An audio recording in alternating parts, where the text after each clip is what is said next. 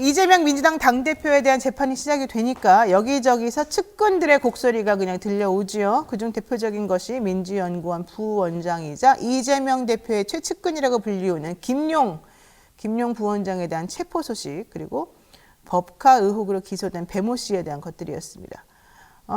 우선 며칠 전 국감에서 김의겸 의원이 유동규 씨 회유 의혹 기사에 대해서 질의한 바가 있습니다.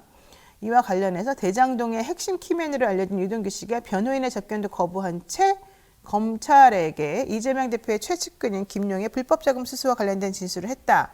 이런 의혹이 나왔고요. 이를 수사하려던 검찰의 정당한 요구를 김용이 거절해서 부득불 체포영장이 발부됐다. 먼저 이런 얘기까지 나온 겁니다. 확인되지 않은 소식에 의하면, 이건 확인되지 않은 거죠. 김용 부원장이 지난해 2월 유동규 전 성남도시개발공사 사장 직무대리에게 대선 자금 용도로 20억을 요구했고, 대장동 화천대유 4호 소유주인 남욱 변호사가 8억을 만들어서 지난 8월까지 정민호 변호사를 거쳐서 이재명 대표 측에 전달했다는 얘기입니다. 그 이재명 대표 측이라는 게 바로 김용 민주연구원 부원장이라는 거고요. 그 분이 당시 대선 자금으로, 이재명 후보의 대선 자금으로 이 돈을 썼을 것이다 라는 것입니다. 근데 오늘 나온 뉴스에 의하면 그 8억 중에서 또 7억 4천만 원만 전달됐다. 유동규가 그렇게 말했다는 걸로 봐서 또 중간에 배달 사고도 있었을까요? 근데 어쨌든 제가 작년에 남욱 씨하고 올해 초 작년 말 때 남욱 씨하고 김만배 씨로 그때 접견 갔을 때 이재명 당신 이제 경기도지사 혹은 후보였죠. 이재명 후보 측으로 간 거 있냐 그랬더니 전혀 없다 그랬었거든요. 물론 그 사람들이 나한테 거짓말했을 수도 있지만은 갑자기 이 돈이 어디서 나타난 건지 상당히 궁금합니다. 왜냐하면 김용 부원장은 자기는 절대 받은 바가 없다 그랬거든요. 자, 이와 관련해서 김용 민주연구원 부원장은 소문으로 떠돌던 검찰의 조작 의혹 실체가 드러나고 있다. 대장동 사업 관련자들로부터의 불법 자금 수수 의혹은 전혀 사실이 아니며 유검무죄, 무검유죄를 검찰이 없는 죄를 만들어내면서 나라를 쌍팔년도를 회귀시키고 있는 것이다. 이렇게 강변했습니다. 명백한 물증이 있는 50억 클럽은 외면하고 정치 공작을 일삼는 검찰의 행태를 강력히 규탄한다. 이런 말도 같이 했습니다. 시중에 돌아다니는 버전이 2개예요. 첫 번째 버전은 유동규 씨가 변심했다는 얘기입니다. 유동규의 변호인이 유동규를 접견하려고 하다가 접견에 실패했는데 확인해보니 유동규가 검사를 만날 때 변호인의 동행을 원치 않았고 곧 석방될 것이니 그때 보자라고 했다는 겁니다. 게다가 오비 일학인지 모르지만 검찰은 어제 바로 김용 민주연구원 부원장이 유동규에게 수억 원을 받았다. 그래서 그 돈을 다시 저쪽에 전달했다. 이런 혐의로 지금 긴급 체포된 상황이 벌어졌죠. 결과적으로 여기에는 유동규 씨의 진술이 아주 결정적이었다는 얘기입니다. 결국 유동규가 실제 돈 받았는데 그동안은 입을 꼭 다물고 있다가 갑자기 석방되기 하루 전날 이 얘기를 터뜨렸다는 겁니다. 왜? 검찰이 너 이번에 제대로 말하지 않으면 다른 사건을 병합해서 너 6개월 더 구속시킬 수 있어 라고 말했기 때문이라는 거죠. 근데 오늘 정말로 유동규 씨 석방됐어요. 구속기간 만료로. 이거는 검찰하고 아주 상관이 없는 거예요. 하지만 검찰이 새로운 사건을 또 붙일까 봐 사실은 수감자 입장에서 걱정이 될 수밖에 없는 거겠죠. 자, 이와 다른 두 번째 버전이 있습니다.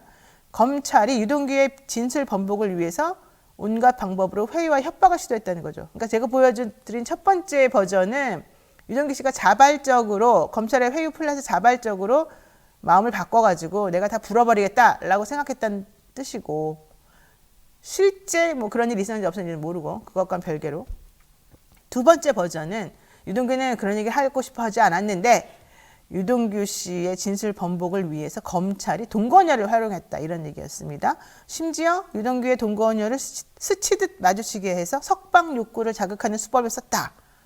검찰은 이런 방법을 자주 쓰는데 이 이유는 수차례의 압수수색 및 수사에서도 이렇다 할 물증이 발견되지 않았기 때문이다. 먼저 이렇게 얘기를 하고 있습니다.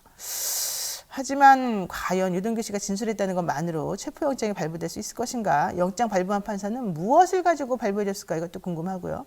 시중에 떠도는 버전 중 첫 번째 버전은 지난해 4월부터 8월까지 돈이 마련되어서 전달되었다는 건데, 하필이면 그 타임은 이재명 대표가 매우 여기저기서 공격을 받고 있던 타임이었어요. 2018년도 재판도 그랬고 2021년도 이낙연 민주당 당대표하고 싸움도 너무 치열했지 않았습니까? 그 당시 하필이면 그게 위험한 방법으로 과연 그렇게 했을까? 저는 사실은 그거 조금 믿기지 않아요. 어쨌든 대장동 팀은 자기네가 벌 돈을 미리 다 번 상태였고, 그래서 자기네끼리 막 치고받고 싸우던 중이었는데 과연 이재명 대표에게 후보에게 돈을 줘야 될 필요성이 있었을까? 이런 생각도 조금 들고요. 며칠 전 이재명 대표가 트윗에 올린 글을 보면 이상하게 그동안 나오지 않았던 이런저런 소리들이 갑자기 내가 재판 받기 시작하면서 나타난다. 그러면서 이제 증거 조작, 검찰의 조작 의혹을 조금 먼저 제기한 게 있었습니다. 한명숙 총리 때 사건이 갑자기 생각이 나고요. 정치가 너무 지저분해지는 것 같아요. 검사나 사정기관이라도 좀 중심을 잡아주면 좋겠는데 이들은 한술 더 떠서 너무너무 말 잘 듣는 시녀처럼 굴고 있습니다. 우리가 원하는 거는 누구를 위한 방패나 면죄부가 아니라 진실이 무엇인지 하는 거죠. 사법정의가 어떻게 바로 세워지나 이걸 우리가 좀 알고 싶다는 거죠. 잘못한 사람이 벌받고 잘못하지 않은 사람은 억울하게 누명 쓰지 않는 그런 세상을 원하는 것이지 우리가 다른 일이 없습니다. 그런데 어제 신민당 사건 이후 야당, 제1야당, 국회 다수를 차지하는 야당 당사를 전격적으로 압수수색하고요. 결과적으로는 12시에 대처하다가 이제 돌아갔습니다마는 또 오겠습니다라는 인사말 남기고 가고요. 게다가 국감기간에 국회의원들 국감하지 말고 다 모이게끔 만들어버리고요. 과연 이게 제대로 된 검찰의 모습인지 상당히 의심스럽고 이상합니다. 정의가 살아있는 세상에서 살아보고 싶다. 아주 소박한 소망을 지금 제가 가지고 있습니다. 과연 될지 모르겠습니다. 네, 이상 영희생각이었습니다.